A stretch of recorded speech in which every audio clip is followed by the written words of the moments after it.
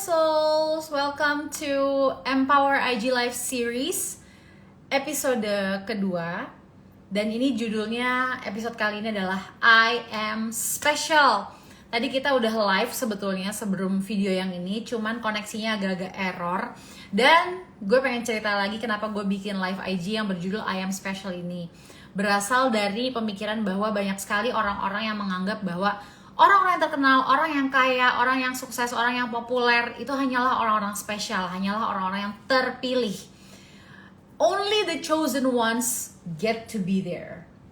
Dan gue pengen memberi tanda silang sebesar-besarnya pada pemikiran itu, karena orang-orang yang sukses atau orang-orang yang nggak harus sukses untuk masyarakat luas ya, tapi misalnya dianggap oleh anggota keluarganya punya impact yang baik kepada mereka, sukses sebagai ibu, sukses sebagai seorang ayah, apapun itu, mereka adalah orang-orang yang bisa memaknai kehidupan dan pengalaman-pengalaman mereka, termasuk pengalaman-pengalaman yang pahit yang mereka alami, dengan cara yang indah.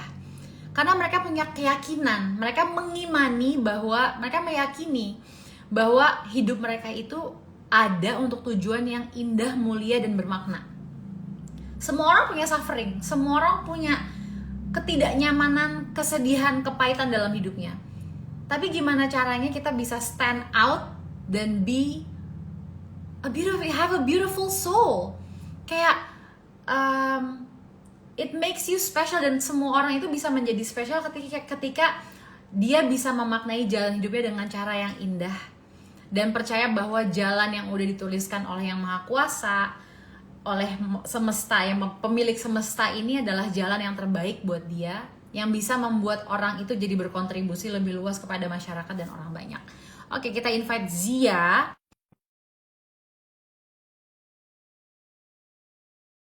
In comment section.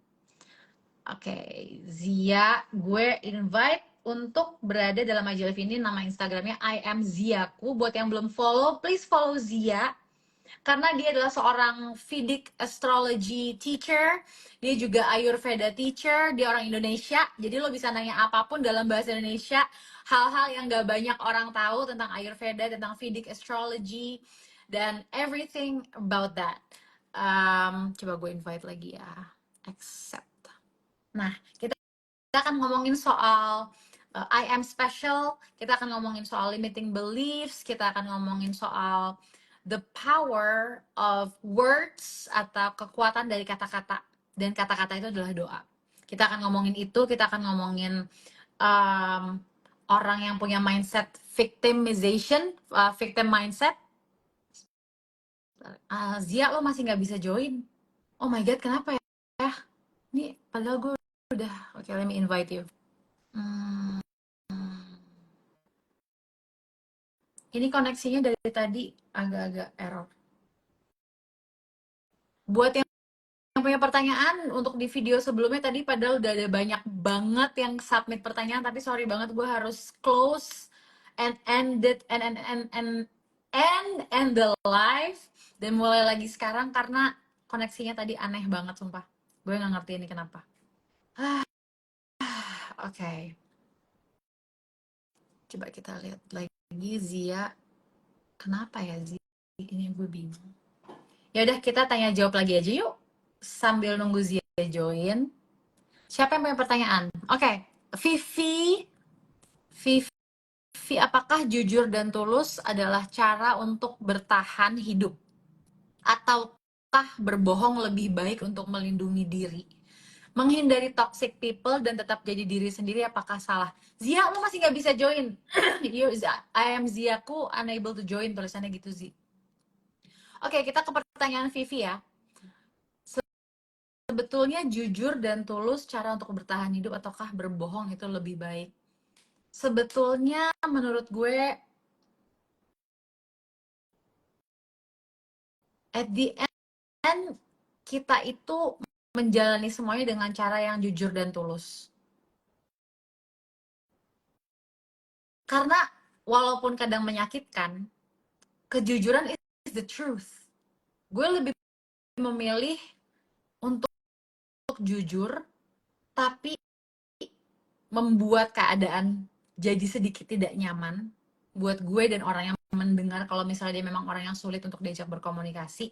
But that in and of itself adalah tanda bahwa apakah orang ini harus ada dalam hidup kita terus-terusan. Kalau dia diajak berkomunikasi aja tidak bisa. Dia tidak bisa menerima kejujuran kita. Kita harus pertanyakan itu. Apakah orang ini belong dalam hidup kita? Dan anyway, waktu juga bermain, punya andil yang besar dalam pertanyaan ini. Kita bisa mungkin jujur, tapi pada waktunya, ketika kita pengen mempertahankan satu orang atau dua orang atau lebih dalam hidup kita, tapi kita tahu mereka susah diajak komunikasi, susah diminta, diharapkan untuk mengerti kita, dan kita mengerti mereka, vice versa. Tapi kita pengen kita tetap punya hubungan yang dekat dengan mereka, dengan orang ini. Nah, waktu tuh punya peranan yang besar banget di situ. Kadang kayak apa yang kita nggak bisa heal 10 tahun lalu, ternyata bisa heal sekarang. Dan that is so interesting. Gue ngalamin itu berkali-kali dengan orang-orang yang lumayan paling dekat dalam hidup gue. Gitu. Pertanyaan berikutnya, coba kita lihat, tunggu ya. Kita accept Zia lagi. Udah gue accept Zia, I'll wait for you to join. Oke, pertanyaan berikutnya. Hah? What? I don't get this. Okay, Caca. I am Zia. Aku is unable to join. Coba sekali lagi ya, gue accept. Interesting. This is so weird. Pertanyaan berikutnya. Oke. Bagaimana cara kita mempertahankan kepercayaan diri supaya kita tidak kehilangan arah? Mungkin untuk menerima rasa-rasa yang nggak nyaman, yang merupakan lawan dari rasa nggak percaya diri, kayak rasa kehilangan keyakinan, kayak rasa kehilangan jati diri, kayak rasa berduka, rasa lost, rasa bingung, rasa nggak tahu harus gimana, rasa stuck, semua perasaan itu kita tidak apa-apakan. Maksudnya adalah ketika kita mengalami hal-hal tersebut, let it be. We're human. Kita tuh nggak harus selalu tahu semua jawabannya setiap saat. Kita bukan Tuhan gitu loh. Kita bukan seorang yang kayak semua buku yang ada di dunia gitu, kayak AI gitu, yang kita punya semua isi buku-buku dan jawaban. It's not like that. So, kita mengokekan ketika kita sedang tidak oke. Mungkin itu adalah cara supaya kita bisa kembali lagi percaya diri. Dan artinya sesungguhnya ketika kita sedang tidak percaya diri pun itu tidak apa-apa. Kepercayaan diri itu bukan sesuatu yang harus dipertahankan. No. Who says who? Kata siapa? Kata siapa kita harus selalu percaya diri dan jangan pernah nggak percaya diri? No. Kalau kita baru kehilangan orang yang kita sayang karena kematian, terus kita kehilangan kepercayaan diri kita, then let it be okay. It doesn't make us less of a good person. Malah kita lagi menggali dan mengumpulkan wisdom-wisdom baru yang muncul dalam hidup kita karena pengalaman-pengalaman sulit tersebut dan penerimaan kita terhadap perasaan-perasaan yang sulit itu. Oke Zia, udah gue accept lagi. Semoga sekarang bisa. Ini live aja jadi gue sendiri loh Zi. Oke, sambil nunggu Zia join, pertanyaan berikutnya. Rahasia awet muda. Oke, kita nggak ngomongin awet muda nggak sih? Soalnya gue nggak tahu sebenarnya jawabannya apa. Ada yang nanya kayak gini. Cara rahasia awet muda seperti kamu apa? Jujur gue nggak tahu. Gue nggak bisa ditanya pertanyaan kayak gitu terus gue jawab kayak, aku hanya minum air putih. But no, I really don't know. Gue nggak tahu. Gue nggak tahu jawabannya apa. Gue belum melakukan riset kepada diri gue sendiri secara saintifik. Kenapa? Whatever. Gue nggak tahu jawabannya apa. Maaf banget. Oke, pertanyaan berikutnya. Ini nggak bisa di close deh. Oke. Oke, ada yang nanya, bagus gobak. Zia, lagi-lagi lo nggak bisa join. Sumpah gue bingung banget ini kenapa. Ini bahas apa Kak? I am special. Jadi judul I am special ini membahas tentang perasaan kebanyakan orang ketika melihat orang lain yang percaya diri, ketika melihat orang lain yang sukses, ketika melihat orang lain yang selalu menjadi pemenang dan lain-lain, orang yang kaya, orang yang terpandang, itu kebanyakan orang merasa bahwa orang-orang ini adalah orang-orang yang spesial, tanpa mereka menyadari bahwa mereka juga bisa jadi orang yang spesial. Gimana caranya supaya kita bisa punya mentalitas bahwa kita itu spesial? Dan spesial di sini artinya adalah kita merasa bahwa segala sesuatu yang terjadi dalam hidup kita, itu yang gue bahas di IG Live ini, adalah segala sesuatu yang menuntun kita ke arah dimana kita akhirnya bisa berkontribusi dan serving other people dengan cara yang lebih baik, dengan hati yang lebih tulus, dengan impact yang lebih besar gitu. Jadi gue pengen membahas I am special, pengen mengajak para viewers, followers yang nonton di sini untuk tahu gimana caranya supaya punya I am special mentality. Dan bukan special yang egotistik yang kayak, I am special, gue jadi bisa sombong, gue jadi ngerasa lebih wow dari dia, nggak yang kayak gitu.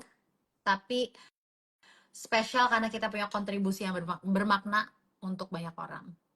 Oke, Zia, where are you?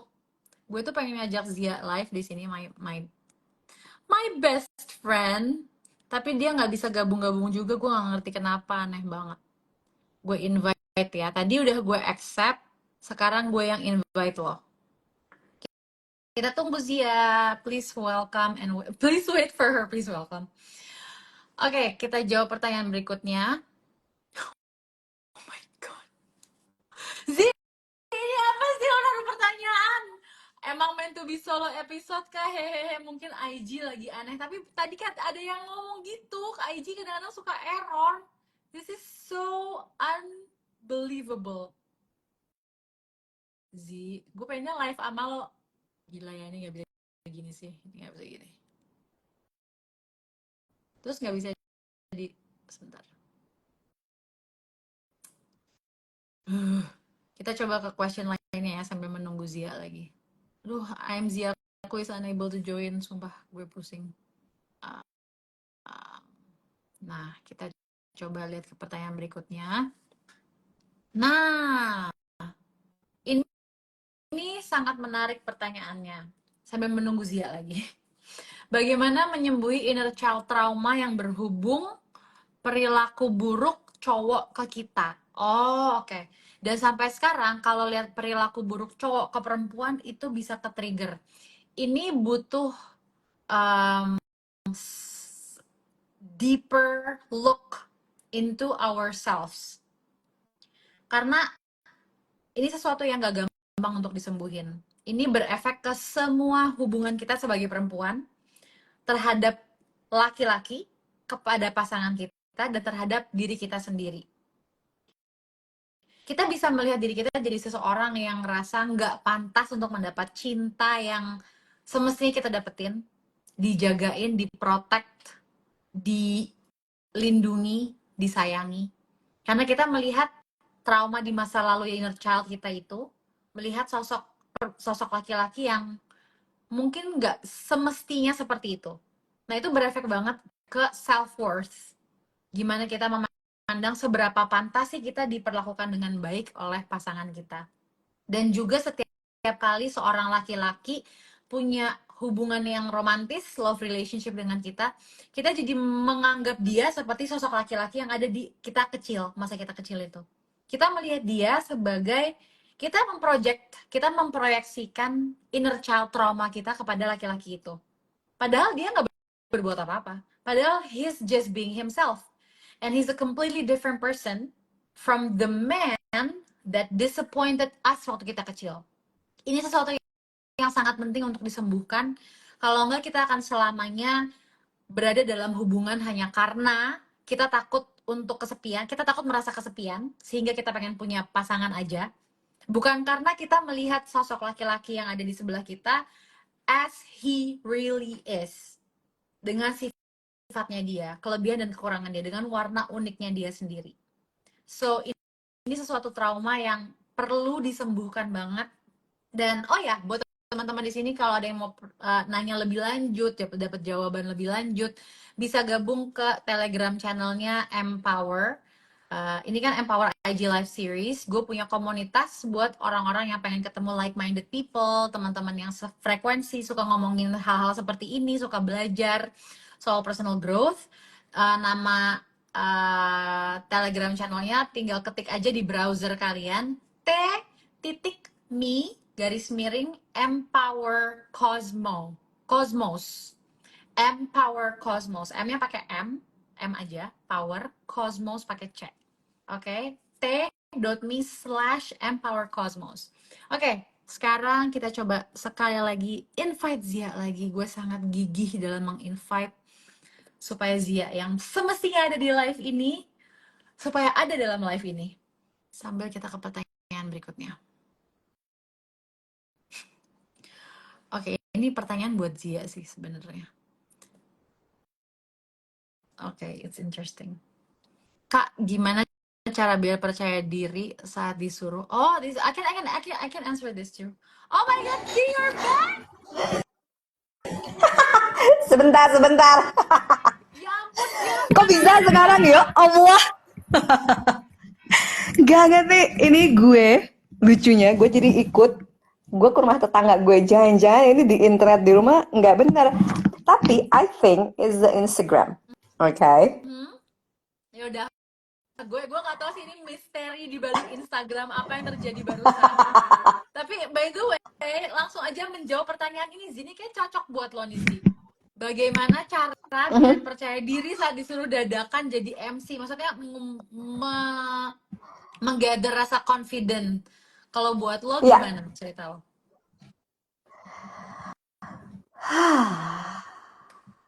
Good question. Karena menurut gue, I think when it comes to suara gue kedengeran gak sih? Aman. Jadi gue dengerin nih. Gue di rumah udah ada setup, coy. Gue yakin ini eclipse sih. Besok soalnya gerhana, coy. Oh iya, full moon ya. Sekarang super moon.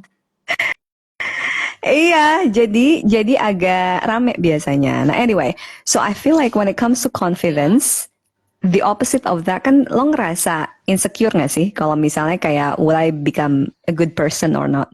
Would I deliver good or not? I feel like the key to that is actually to let go of expectation of others. Yang mana menurut gue, wajar sih, kita kan hidup di society yang biasa, asli itu kan komunal banget ya. Like our life depends on other people's perception of us. Jadi kalau misalnya, you know, when people disagree with us, when people don't accept us, itu kan berarti sebenarnya would my community and my family accept me or not? And that relates to survival instinct. Karena kan kita, you know, in the end we're a communal being, we're a social creature. Dan wajar kalau misalnya, especially di Asia, we do things for others because that relates to our own survival instinct, survival needs. Jadi menurut gue, if you can work on your inner security, kayak misalnya mau orang gimana pun, mau orang ngomong apa, I feel grounded in myself, I feel secure in myself, I am connected with myself. I feel that's the key to do whatever things that you feel kayak gue terpanggil nih buat ngelakuin ini. Mau itu let's say tiba-tiba harus disuruh apa di depan panggung misalnya, atau mungkin kayak ini panggilan hidup gue, ini mimpi gue misalnya. If you can work on that, your inner security, gue yakin sebenarnya lo bisa ngelakuin apapun yang lo mau sih, gitu. Oke. Does that answer the question? Yes, tapi gue punya pertanyaan lanjutan. What do you think about the people yang mereka tuh bisa pede di depan panggung misalnya lagi nge-MC, tapi in their personal life mereka sebetulnya punya self esteem yang rendah banget, punya rasa percaya diri yang rendah banget. Gue apa? Lo ngomongin gue. Pendapat lo gimana soal itu? What do you think about it? Kayak orang-orang yang fake it till you make it and they really make it and being confident. Itu sama. Yeah, agree. Itu not at all. That's me. Itu gue banget. Makanya tadi yang gue bilang di awal sebelum keputus. Sebelum keputus kan tadi gue kayak, gue sebenarnya justru orangnya nggak pedean banget sebenarnya. Makanya kenapa gue mungkin masih punya bawaan tendensi hermit, pengen stay di rumah misalnya. But I feel like sometimes until you feel comfortable, mungkin lo tadi bilang fake it till you make it, or I just like to call it, you just calling that part of you, kayak ini bukan gue yang sekarang misalnya, gue yang sekarang bukan confident, tapi in the timeline in the future, gue yakin ada sisi gue atau mungkin di parallel universe lain ada sisi gue yang confident, and you know what, saat ini dengan role gue sekarang kayak misalnya let's say harus ngajar, harus ketemu bos, ngapain, I want to embody that part of me that is more confident than my current self, and then it becomes your own reality. Jadi atau enggak, ini gue pernah diajarin salah satu mentor gue. Jadi bayangin misalnya lo punya mentor, misalnya let's say mentor gue Caca misalnya, dan gue tuh terinspirasi banget sama Caca for her own confidence, berani ngomong di depan orang dan lain-lain. Kayak gila, I don't know how to deal with that kind of type of audience, tapi coba gue mau embody dia deh gitu. How does it feel to be like her? You know what I mean? You visualize. Coba dia kok bisa kayak gitu. Gimana ya kalau misalnya gue berada di kakinya dia, misalnya di spotnya dia, to be like that. Terus tiba-tiba lo jadi malah kayak gitu. You know what I mean? Gigi do that by the way? Waktu gue kecil, masih kelas 6 kan, gue gitu banget. Waktu itu gue syuting sinetron Bidadari. Terus waktu itu lagi mau kayak launching gitu sih.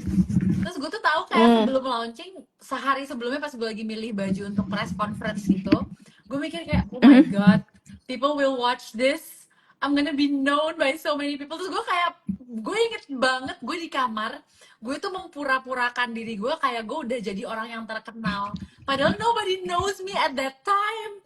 Dan gue kayak pura-pura kayak, udah gue pura-pura aja, gue tuh udah di situ. Dan gue kayak orang kayak jadi acting tapi in real life, you know what I mean? Kayak fake it till I believe it, you know? Bukan fake it till fake it till I believe it's me. Iya. Itu lucu sih kalau gue inget-inget, kayak apaan sih gitu. Setuju. You know? Right?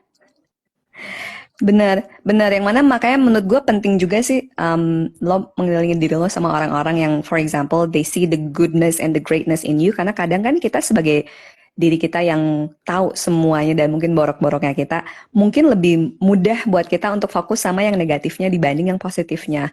Jadi kalau misalnya kita, let's say, we're surrounded with the people yang misalnya kayak beneran ngeliat yang positifnya nih, kita jadi keingetin bahwa oh iya ya, kayak iya gue lupa nih sisi itunya karena gue lagi fokus ke yang negatifnya misalnya. So I feel like that's also important. Right. Kalau ini sih, Dave, kita kan ngomongin soal I am special. Nah, kalau bagi lo, apa sih definisi I am special yang sehat? Great question. Thank you. Ini bener lucu banget. Di rumah gue udah ada setup, terus gue harus pegang mic dan gue harus pegang HP. Terus gue harus ngetrok tetangga gue, teman gue, kayak gue ikut live dong, gue mau nyoba wifi di sini, bisa nggak? Oh my god, ini sesuatu yang spesial banget sih. Ini banget, ini dasar gerhana, gue bingung gerhana di third house gue. Anyway, so back again to the question. What's the question? I forgot. Jesus. Spesial, definisi I am special yang sehat buat lo. Does it have to mean like being famous atau being influential atau apa menurut lo? Menurut gue spesial itu adalah saat lo tahu keunikan diri lo sendiri, karena you know, coming from Ayurveda misalnya, setiap orang itu punya tipe badan masing-masing, setiap orang itu diciptakan dengan keunikannya masing-masing. Kayak misalnya contoh analogi yang sering gue obrolin tuh, misalnya kita punya 2 mobil, oke? Let's say satu mobil tuh Ferrari, satu mobil 4-wheel drive. Mobil mana yang lo suka? Lo nanya gue? Ya. Oke, Ferrari deh misalnya. Ferrari, oke. Suka yang ngebut ya kak ya? Gak tau soalnya satunya mobil apa, gue kayak kurang paham mobil. Gak apa-apa, oke. Nah, 4-wheel drive, kalau gue lebih prefer 4-wheel drive misalnya, karena gue seneng adventure ke tempat-tempat yang jauh atau yang gak bisa dijamah gitu. Nah, kan 2 mobil ini kan punya purpose yang berbeda kan. It's not like one is better than the other. It's just different, right? Yang satu fungsinya buat ngebut, yang satu buat ke tempat-tempat yang nggak bisa dijamah gitu. Nah, sebenarnya ini mirip banget sama tubuh kita. Setiap orang tuh punya badan yang unik, yang berbeda. Kenapa? Karena setiap orang punya tujuannya masing-masing di dunia ini. Yang mana, makanya when it comes to special, everyone is special. Bukan berarti kayak nggak ada. Kalau gitu, kalau semua orang special, nggak ada yang special dong. But what I mean by that is that setiap orang tuh special karena punya kapasitasnya masing-masing untuk hidup di dunia ini. Ada yang misalnya, let's say, kayak gue tuh nama tipe badan gue namanya Vata. Jadi kalau di Ayurveda ini ada 3 tipe badan, Vata, Pitta, Kapha. Yang mana setiap orang tuh proporsinya beda. Kalau badan kayak gue mau makan sebanyak apapun kagak gendut-gendut coy, gitu. Kayak ada cacingan gue. Nah, ya kayak cacingan ya Boy ya. Terus ada orang yang ngelihat air doang naik berat Ngeliat badan gitu. Kayak aja gila, ya. gue belum juga makan. Sudah naik ya.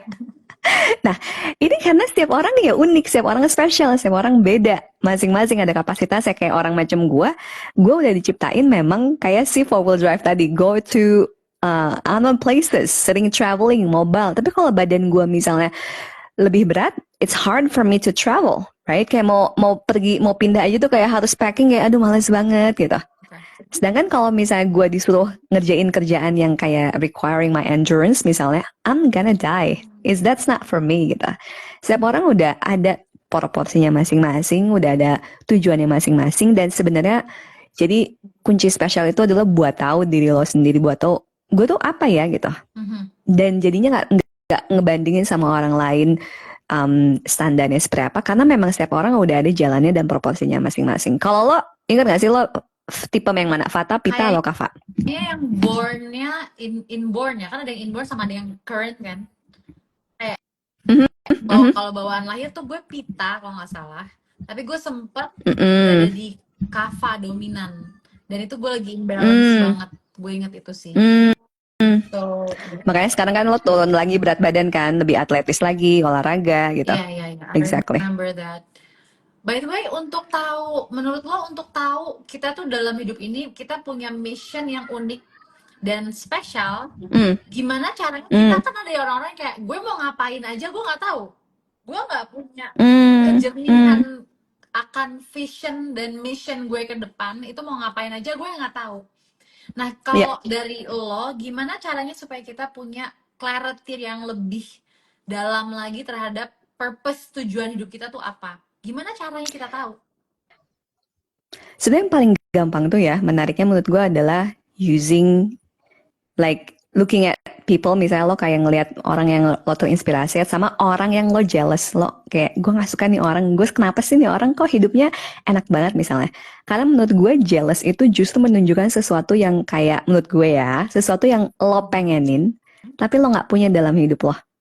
Jadi justru instead of like kayak seeing the jealousy as something negative, tapi menurut gue itu bisa jadi benefits to show you areas of life, atau lo pengen jadi apa tuh, itu bisa ditunjukkan dari itu.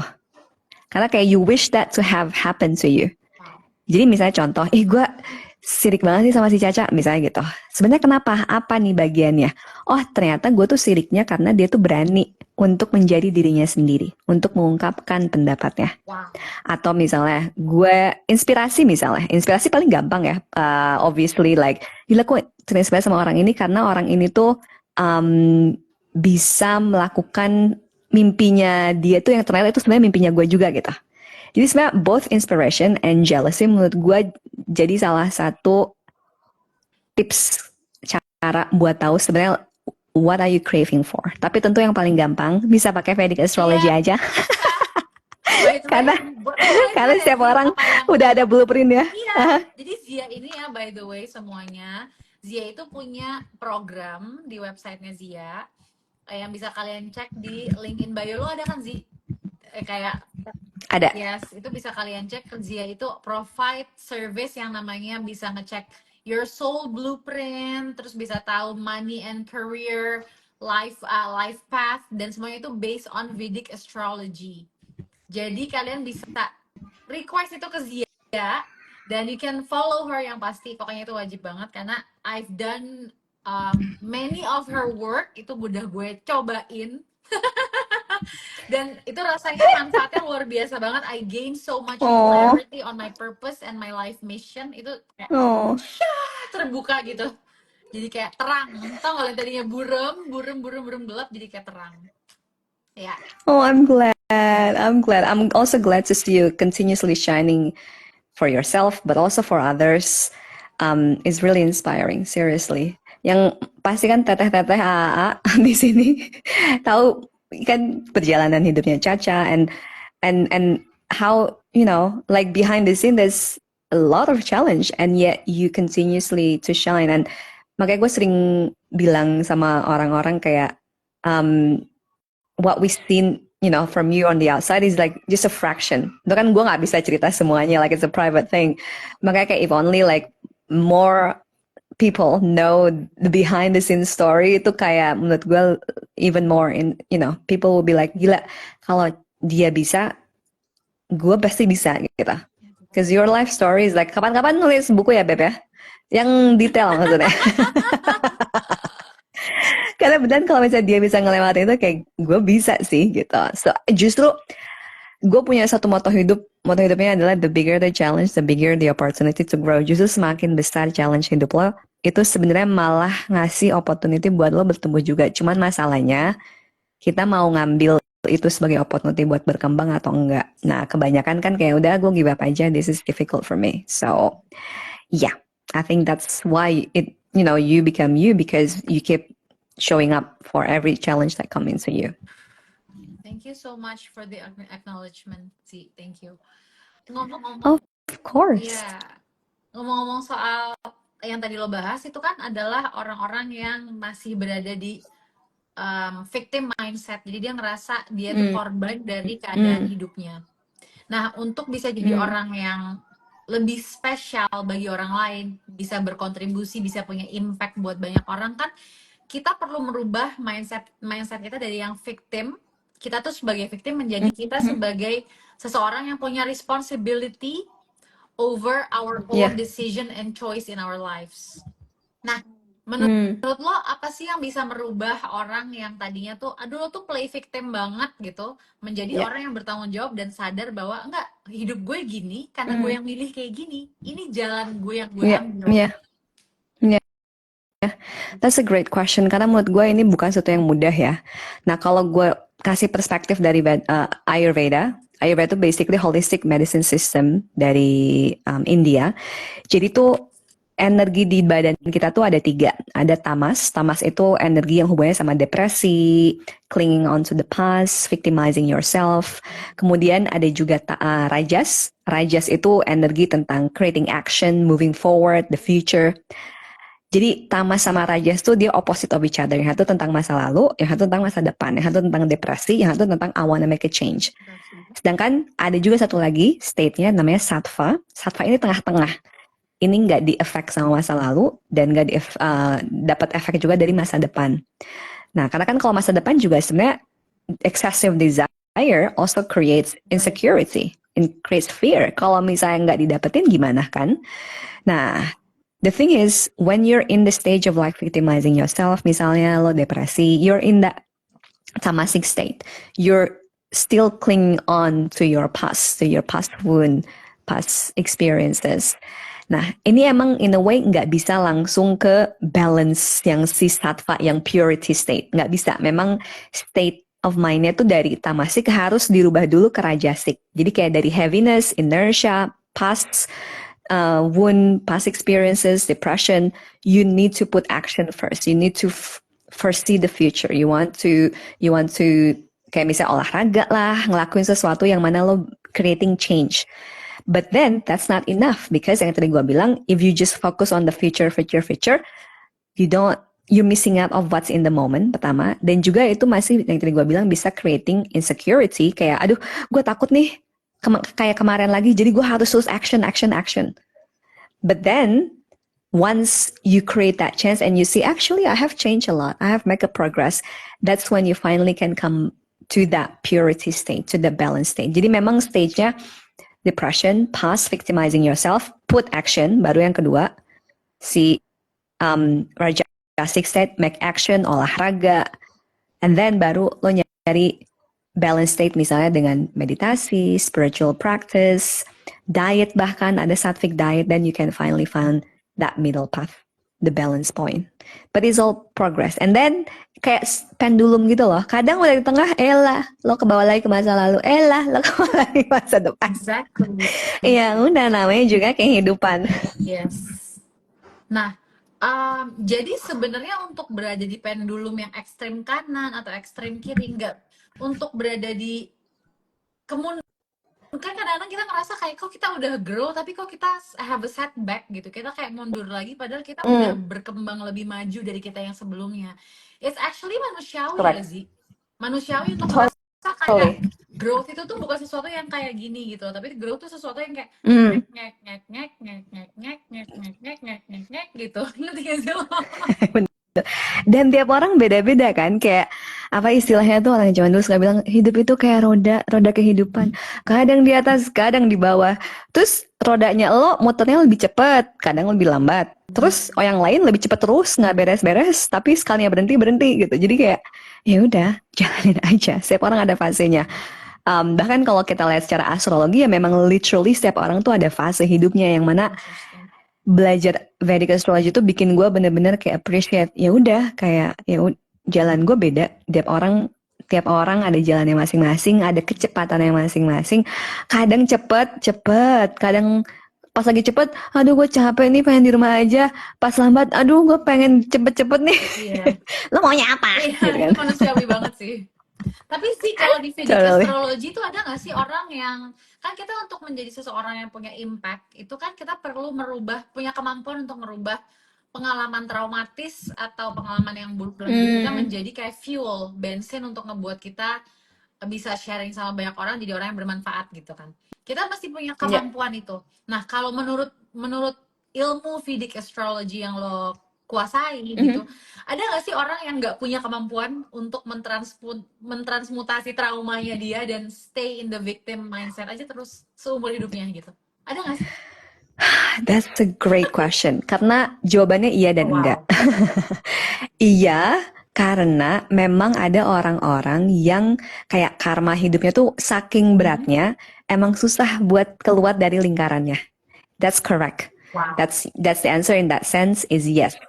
Yang mana kayak ya udah emang harus dijalanin aja gitu. Tapi kita harus aware bahwa sebenarnya free will gue juga lah yang bikin gue berada di posisi ini. Nah kan kalau di Vedic Astrology kita percaya ada past life nih. Ya kan kita nggak pernah tahu dulu lo ngapain. Bisa aja lo dulu ngebunuh orang, beribu orang, you did really bad things. Terus akhirnya di kehidupan sekarang you need to endure Redeem. what you paid, what you Yeah. did. Ya, redeem, you need to do that. Ya udah, jalanin aja, tapi dengan awareness bahwa ya gue ikhlas ngejalaninnya. Yang mana this is something that I love about Eastern philosophy. Kan kita kayak pasrah-pasrah ya, sabar-sabar. Tapi kan kalau Western philosophy nggak gitu kan, usahain free will gitu. Nah, I feel like it's not about choosing one or the other, tapi choosing the middle path bahwa okay, there's something that I did from the past, I need Yeah. to accept that. Tapi juga gue masih bisa mengusahakan yang mungkin hasil usahanya beda-beda karena mungkin kan itu tadi starting pointnya beda-beda. Yeah. Misalnya lo starting pointnya sama gue pasti beda, walaupun kemudian sekarang kita ketemu, tapi kan starting pointnya beda, usahanya beda. Gue waktu kecil nggak kayak lo, Beb. Nggak di depan banyak orang. I will not do that. I will definitely avoid that. But we put different effort, you do effort in certain areas, I put effort in certain areas. Tapi at some point, kita bisa ketemu orang atau bahkan kita bisa ngelebihin orang lain. Dan kalau misalnya saya starting point lo lebih sulit, in a way karena itu juga apa yang lo bawa dari kehidupan lo sebelumnya, ya udah put extra effort karena mau nggak mau ya mungkin starting point lo di belakang dibanding kebanyakan orang, but you still have the free will to change Yeah. that. So the answer is yes and no. I hope that answer it. Yes, that answers the question. Ngomong-ngomong soal karma, you mentioned something about karma tadi, dan gue belajar bahwa kalau kita pernah melakukan sesuatu yang buruk, apa yang kita tabur itu kan apa yang nantinya kita tuai. Kayak karma kan basically. Correct. Jadi kalau misalnya karma itu ketika sedang terjadi pada kita, misalnya hal yang lagi kita nggak inginkan terjadi pada kita dalam hidup kita, dia akan terus berulang. Terjadi lagi kalau kita nggak Correct. mau menerima pembelajarannya. Kalau kita nggak mau surrender, ikhlas dan Bener. berserah ya, berserah bukan pasrah. Kalau pasrah kan kayak oh ya udah bodo amat apa aja gitu kan. Tapi kalau berserah kan kayak we have faith in our life journey gitu kan. Jadi kuncinya gimana supaya kita nggak terus kena karma yang berulang-ulang yang nggak kita inginkan adalah by accepting, dan itu akan selesai pembelajarannya di situ. Bener nggak sih? Benar. Jadi kayak pertama diterima. Karena kan tadi lo bilang, tadi gue dengerin yang ada kayak cycle of grief kan. Kadang kita sulit di bagian nerimanya itu bahwa actually ini juga kontribusi gue berada di posisi ini. So memang bagiannya menerima. Dan ini yang gue suka dari Vedic Astrology. Sebenarnya at the end, the most important thing is actually spiritual practice. Mau apapun itu bentuk spiritual practice teman-teman. Mau itu buat yang Muslim, sholat misalnya. Aku nggak tahu nih yang lain-lain gimana bentukannya karena kan beda-beda. The most important is that karena menyadari bahwa manusia itu kan terbatas ya usahanya. Kita cuma bisa ngusahain berapa persen gitu. Tapi pada ujungnya kan kita ciptaan Tuhan dan Tuhan punya power yang lebih besar lagi dari kita. So I feel like when we surrender itu kan berarti udah diusahain kan, kayak di Islam juga usaha dulu baru berserah diri, baru tawakal, bukan berserah diri duluan gitu tanpa usaha gitu. Usaha dulu baru lepasin, karena si berserah diri ini kan lo percaya bahwa ada higher power yang bisa ngekoreksi kalau misalnya ada yang perlu diimprove dari usaha kita, and realizing that in the end we will come back, dan kita cuma bisa ngusahain apa yang kita bisa aja, dan manusia kan terbatas ya understanding dan intelligence-nya gitu. I see. Kalau misalnya dalam agama kan kita kan sering berdoa ya Zia, dan itu kan sebetulnya ada yang bilang ucapan atau kata-kata adalah doa. Dan ada ya sebuah pelajaran dalam psikologi yang menarik banget yang pernah gue pelajarin, dimana kalau kita suka manggil anak kita, menyebut-nyebut dia kayak aduh nakal, kamu tuh nakal, misalnya Adi, misalnya nama anaknya Adi tuh anak nakal, maka itu akan menjadi sesuatu yang dia label dirinya dengan istilah nakal, dan dia akan beneran menjadi nakal. So it's a power of words, dan words in other words is a mantra atau doa, ya nggak sih? Nah itu kalau misalnya kita lakukan sebaliknya, kita gunakan kata-kata yang positif lalu kita sirami diri kita atau orang-orang terdekat kita dengan kata-kata yang positif, itu bakal manifest juga kan in our life sebetulnya menjadi hal yang positif apapun itu. Iya, semua hal kan energi ujungnya kan, bahkan nama aja ya, kayak misalnya contoh di Indonesia kan sering banget nih orang bayi misalnya baru lahir dikasih nama tuh sakit-sakitan. Itu sesimpel karena kata-kata termasuk nama itu ada energinya sendiri gitu. Kemarin di Instagram gue habis ngepost, ada post reels yang ngebahas gimana nama panggilan kita itu bisa punya power. Bahkan nama panggilan mungkin niatnya bagus nih, apa maknanya bagus, tapi mungkin kurang selaras mungkin sama orangnya misalnya. Nah itu aja, bahkan nama yang bukan necessarily ada kata-kata atau makna yang jahat atau yang jelek gitu, itu aja bisa ngefek ke kita, Bo. Apalagi kalau memang sih kata-katanya sesuatu yang negatif gitu. Makanya memang sesimpel kayak ini ngefollow siapa di Instagram misalnya, do you read news or not? Kalau negatif itu tetap harus didigest soalnya kan sama badan kita. Pencernaan kita itu kalau dari Ayurveda nggak cuma ngecerna makanan, tapi juga ngecerna pikiran, informasi. So if we continuously misalnya ngeliatin gosip orang misalnya, atau kayak all the difficult things in the world, ya udah jadi berat, nggak bisa mikir jadinya, nggak bisa ngelakuin hal-hal yang produktif karena pencernaan kita fokusnya malah mencerna sampah jadinya, literally. So that's unfortunate. Yes, apa yang kita fokusin adalah apa yang bertumbuh lebih banyak dalam hidup kita. Bener, yang mana ini gue pengen bilang sama teman-teman ya, Marshanda ini meskipun entertainer, dia tuh nggak nonton TV guys. Dia main sinetron tapi dia nggak nonton sinetron, coy. Coba, bahkan nggak nonton TV, nggak ke bioskop. She doesn't watch that. Apa yang lo tonton? Coba sharing nih. Gue nonton Gaya TV, gue suka nonton online course banyak. Netflix aja lo nggak nonton? Yang macam Netflix gitu? Gue nggak langganan teman-temannya, kecuali dia yang harus lagi gue tonton. Itu alasannya apa coba? Viva may know. Iya kan? Coba alasannya kenapa? Saudara yang ngomong, gimana sih Ca, lo kerja di industri film tapi nggak pernah nonton film gitu. Jadi kayak ya gue sukanya tuh yang belajar gitu. Itu memberikan gue kayak excitement yang gitu. I don't know why. Iya. Ya.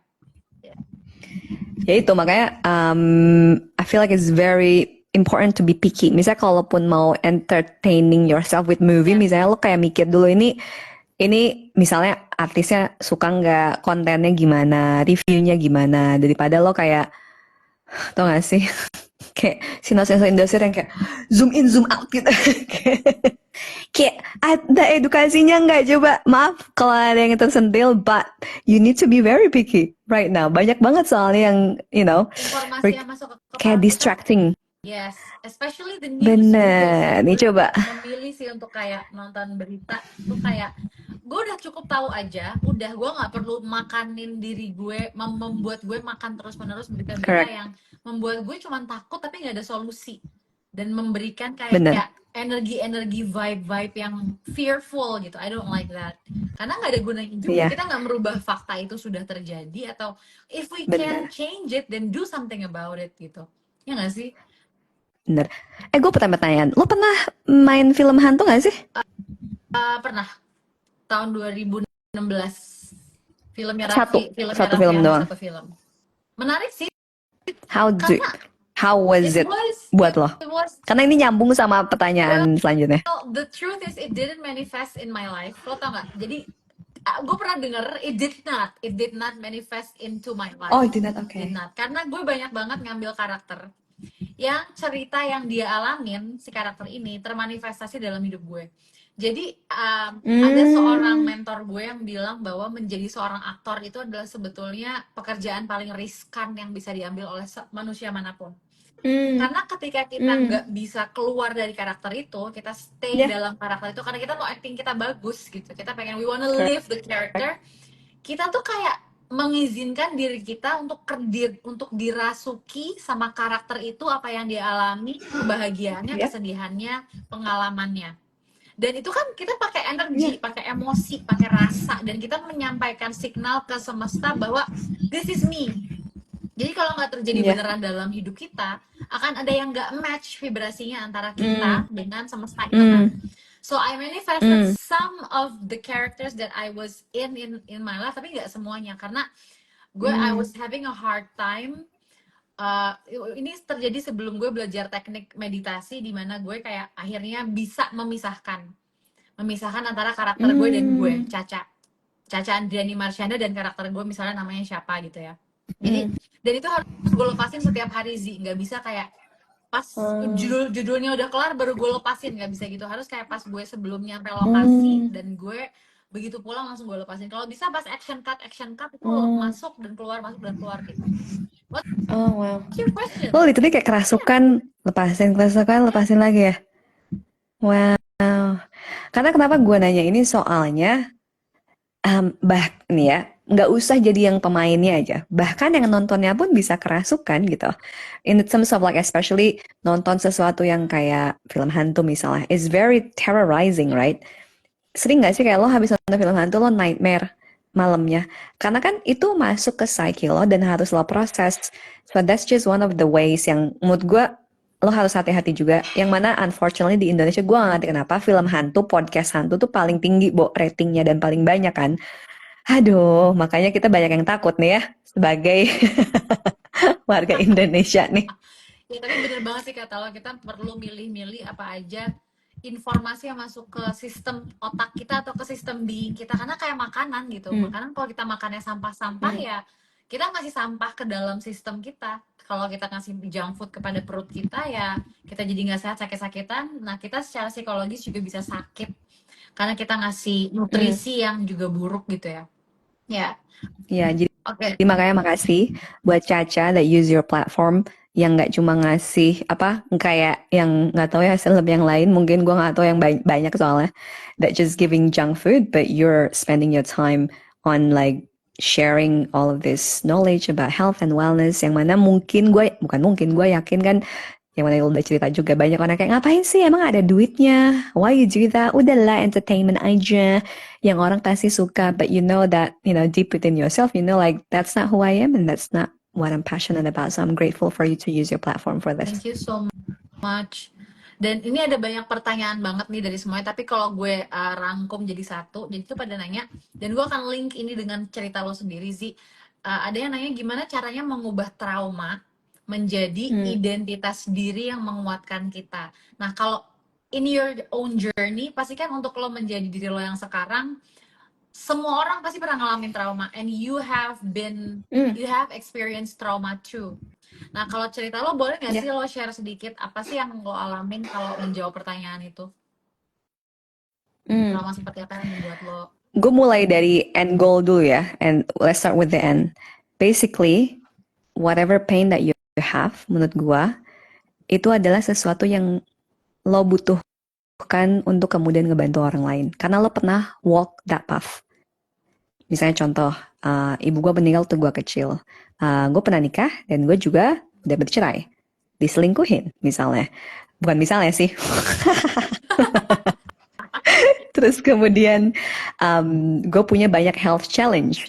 Salah satunya scoliosis yang mana kalau kata dokter sih nggak bisa, bukan sesuatu yang bisa disembuhkan ya. But I grow out from that.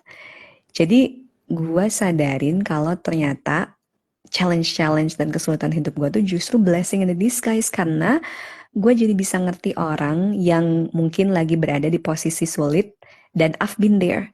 Jadinya gue bener-bener bisa kayak ngasih feedback, misalnya ngasih support yang bisa bener-bener ngebantu orang ini karena I've been there. Yang mana contohnya misalnya, lo kan diagnosed bipolar. Gue mau ketemu klien bipolar misalnya, gue nggak bisa bener-bener ngebantuin dari hati misalnya. Gue cuma bisa kayak assessing intellectually karena I've never been there. Atau misalnya let's say di apa namanya dapat kayak zaman sekarang netizen banyak ngomong suka nggak dikontrol misalnya. I've never been in that situation. Sedangkan lo kan kayak udah makanan sehari-hari ya Beb ya dari kecil ya. How to deal with other people's opinion. Nah, itu kalau misalnya lo kemudian ditanya sama orang gimana sih biar jadi pede, gimana sih biar lo bisa ngejalanin atau speak up sesuatu yang important dan penting buat lo tanpa harus ikut sakit hati dari omongan orang, you can say that, you can speak about that, you can teach people about that, karena itu pengalaman lo. Jadi menurut gue justru your pain is actually your greatest power to help other people. Wow, that's what I feel. What do you think? That's very powerful sih, bener banget, gue idem. Maksudnya trauma itu atau pengalaman pahit ada di hidup kita, dia tuh ada dengan tujuan. Dia nggak cuma datang ke hidup kita untuk visit, terus membuat kita sakit, membuat kita terluka, terus ninggalin kita, terus nggak ada maknanya. No, trauma itu datang untuk kita bertransformasi, untuk kita melihat trauma itu sebagai sesuatu yang kita bisa atasin, terus kita perlu mengkreditkan diri kita juga karena kita masih bisa ada di sini hari ini, masih bisa move on, masih bisa berfungsi, masih bisa menjadi pasangan dari pasangan kita, menjadi ibu dari anak kita, menjadi sahabat dari sahabat kita. Kadang-kadang kita tuh udah bisa kuat melewati trauma, tapi kita lupa apresiasi diri kita sendiri. So that's important too. Dan yeah, you're right, trauma itu adalah sesuatu yang pain itu adalah sesuatu yang kita butuhkan to have more power in giving meaning to our life and ourselves gitu. Dan kita mesti optimis sih, menurut gue kita mesti optimis bahwa kalau Tuhan itu ngasih semua cobaan-cobaan itu dengan tujuan karena dia percaya kita tuh akan menjadi sesuatu yang lebih kuat, lebih besar, lebih hebat gitu. Kalau kita nggak punya optimisme itu, kita akan menyerah dan give up, kayak yang lo bilang give up tadi itu. Kita akan kayak ya udahlah, dan kita akan jadi orang yang mungkin lebih toksik, penuh kepahitan dan lain-lain. So it's pain is actually harta karun sih menurut gue. Bener, tapi jangan dicari-cari juga ya, guys. Iya, nggak usah dicari-cari juga. Ya jangan. Nanti nggak dicari, udah banyak, hidup udah banyak. Ya. bener. Karena ini harus hati-hati, soalnya ada orang yang kayak biasa hidupnya sulit, terus kemudian saat dikasih kemudahan, terus dia malah nyari masalah. I mean, I've been there. Karena kan kita terbiasa punya pattern kayak gitu, makanya contohnya orang yang mungkin waktu kecil di abuse sama bapaknya misalnya, terus kemudian kok relationship partner gue nih, pasangan gue abusive karena dia terbiasa di abuse, jadi dia pikir oh cinta itu adalah di abuse kayak gitu. So that's what's unfortunate. Karena manusia punya kecenderungan mereka tuh pengen menciptakan ulang apa yang familiar buat mereka. bukannya apa yang Bener, mereka tahu secara bener, logis tuh lebih sehat, lebih bikin happy dan lain-lain. By the way, kita bener. udah By the way, almost, baterai gua, iya kita ya udah udah almost pas, sejam. perfect. Baterai gua udah mau habis Ya nih. udah, oke. Thank you Lizzy for this live IG. Semuanya makasih udah nonton. This has been interesting. Maaf banget, aduh gua nggak ngerti Instagramnya aneh banget malam ini. Semoga ini bermanfaat buat semua yang nonton. Zia, thank you so much. Beautiful soul, semua yang followers Zia, followers aku yang udah nonton. I love you all so much. Sampai ketemu di Empower IG Live Series berikutnya. Sampai ketemu ya Zi. Berkabar Zi. Sampai ketemu lagi, bye, see you Bye soon. semua.